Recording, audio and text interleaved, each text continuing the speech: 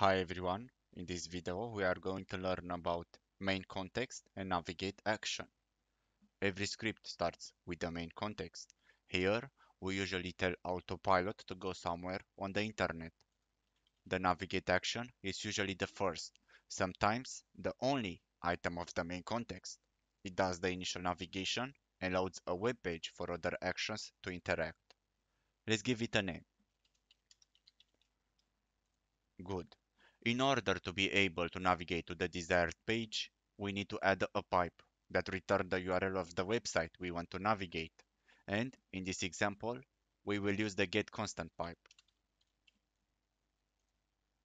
The URL must be added here.